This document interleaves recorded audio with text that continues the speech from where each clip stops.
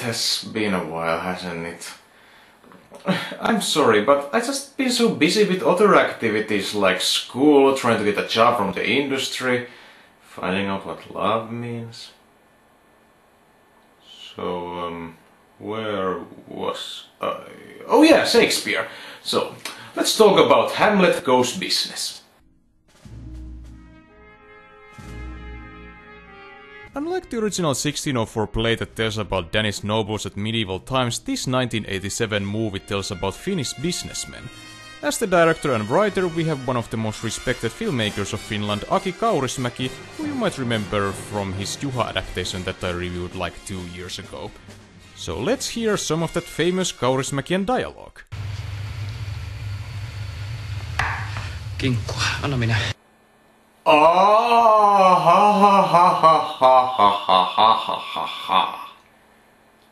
Okay, for a pun that was actually rather clever. The movie opens with a businessman Klaus, played by always charismatic Esko Salminen, who uses his brother's wife Gertrude, played by Elina Salo, to poison him.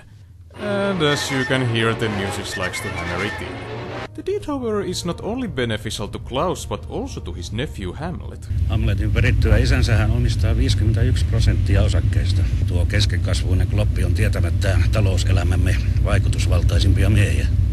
Onneksi hän on liian tyymä käyttääkseen sitä hyväkseen. Luultavasti hänet pidetään tyytyväisenä antamalla riittävästi taskurahoja. Sekä naittamalla hänet jollekin hyvän perheen tyttärelle.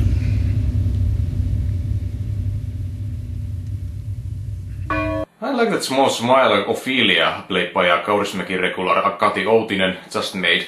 It perfectly showcases the sophisticated subtleties acting has at its best. So our titular businessman, played by a comedian Pirkka-Pekka Petelius doing his best dramatic performance, is trying to woo Ophelia but has problems with it. Nähän tiedät, että minä voi. En ennen avioliittoa. Tuo on kiristystä. Rakas.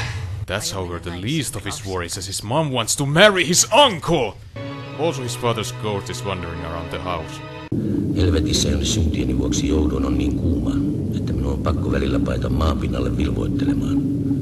Mutta asiaan, vaikka en suuria sinusta uskokkaan, toivon sinun silti rakastaneen isäsi tarpeeksi kostaaksesi hänen luonnottoman murhansa. Murhansa? Niin, juuri typerys. Kuolinsyytutkimus oli pelkkä farssi, jonka ainoa tulos näkyy lääkärin pankkitilillä. As witty as this dialogue is, the appearance of the ghost is even more jarring than usual, because if you know how this movie ends, Hamlet seeing he asking Hamlet to avenge him make no sense at all. Ghosts or not, taking Klaus down seems like a good idea, as not only he's planning to do some shady deals involving rubber ducks, I know, just go with it, but would also make an insurance fraud, and both of these actions would cause closing of many factories. Mutta asiassa on yksi ongelma. Telakan lakkauttaminen voi aiheuttaa vastalauseita, mielenosoituksia. Vedämme verotikkunuuden eteen. Nälkä ja vilu ajavat heidät koteihinsa muutamassa päivässä. Not sure if it would realistically work that way, but once again, Mr. Salminen does a great performance as an utter bastard. Come to think of it, all characters in this version are utter bastards. Yes, even Ophelia. Lauri on hyvä poika. Liiakin hyvä. Olisin toivonut hänestä enemmän sinun kaltaistasi. On vaikea uskoa, että olette kaksosia. Hänessä kaikessa näkyy äitinsä suvun heikko veri. Unluckily for the dastardly CEO, Hamlet had listening devices installed, so when the next board meeting takes place... Ainoatakaan telakkaa ei lopeteta. Eikä sahaa myydä. Puhumattakaan siitä, että alkaisimme keinotella kumiankoilla. Kauppaa Wallenbergin kanssa ei tehdä. Once again, great use of facial expressions. It may seem to you that Klaus is much less sympathetic in this version, but unlike in the original text, he speaks less in motive-opening monologues. Generally, the characterization is well done, as it is vague enough to leave room for interpretation, but not too vague to leave them one-dimensional. Especially Hamlet himself, who with his coldness does seem to have a warm spot for his Horatio replacement chauffeur Simo. Tässä työväenluokassa on se paha vika, että te ette koskaan saa tulla niihin mukaviin paikkoihin, joissa meillä yläluokalla on tapana istua. Siksi olenkin aina niin masentunut. Pilailetko?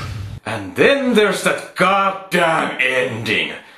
The filmmakers took some liberties with it, and unlike many other liberties, the ending doesn't work in any level because of its sheer illogicality. These days I don't spoil anything from the endings of the movies I review, but I know that my hatred has piqued your curiosity in unbearable levels, so I'm going to make an exception this one time. For those of you who don't want to be spoiled, skip here. For the rest, behold! Tiedätkö, miten isäni todella kuoli? Klaus myrkytti hänet. Väärin. Minä sen tein. It's amazing how you can destroy a character in less than 10 seconds. I enjoyed the rest of the movie though. Hamlet Goes Business is an example of how a terrible ending can completely ruin an otherwise solid experience. Acting is intense, the newly written dialogue flows smoothly, and its technical aspects from lighting to cinematography create a distinct grandiose atmosphere. And to do that, it even manages to be funny at times, even though it's not always clear when it's meant to be intentional. Tales from the North will continue its theme of life, but our Shakespeare retrospective will conclude in Worthy of an Oscar with Shakespeare in Love. Until the next time, thank you for your time.